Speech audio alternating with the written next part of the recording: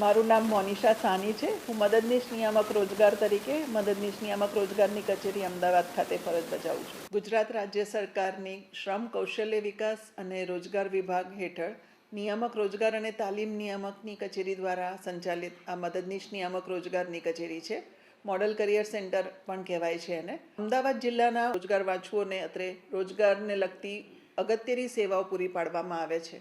જેમાં મુખ્યત્વે એક કેરિયર કાઉન્સેલિંગની સેવા છે,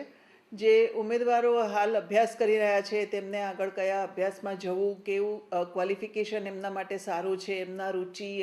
એમની પારિવારિક વ્યવસ્થા જે કંઈ છે, એમના વલણ કેવું છે, એ બધાનું જોઈને અમારા કરિયર કાઉન્સેલર એમને માહિતી માર્ગદર્શન આપે છે કે કેવા અભ્યાસ માટે એમને જવું જોઈએ, આઈટીઆઈ, ડિપ્લોમા, ગ્રેજ્યુએશન, ડિગ્રી એ બધાની માહિતી આપી શકાય છે। તેમજ જિલ્લામાં કેવી કેવી તાલીમી વ્યવસ્થાઓ ઉપલબ્ધ છે એની પણ માહિતી અહીંથી તમને મળી રહે છે। એ સિવાય આપણી ભૌગોલિક પરિસ્થિતિ, ઔદ્યોગિક પરિસ્થિતિ જોતાં કે આ ટ્રેડમાં અભ્યાસ કરવો, કોઈ તકનિકી તમારે વોકેશનલ ટ્રેડ કરવો હોય તો કયા માટે અહીંયા ખાસ તકો ઉપલબ્ધ છે એ માહિતી પણ અમે આપી શકીએ છીએ અહીંથી। એ સિવાય વિદેશ રોજગાર સેન્ટર પણ અમદાવાદ કચેરીમાં ચાલે છે, જેમાં વિદેશના કાઉન્સેલર અન્ય દેશોમાં કેવા શૈક્ષણિક સવલતો કયા દેશમાં કેવી છે અને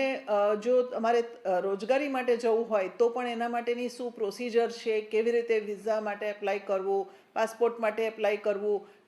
કેવી એક્ઝામ્સ પાસ કરવી, એ પણ માહિતી માર્ગદર્શન બધું રોજગાર કચેરીમાંથી મળે છે।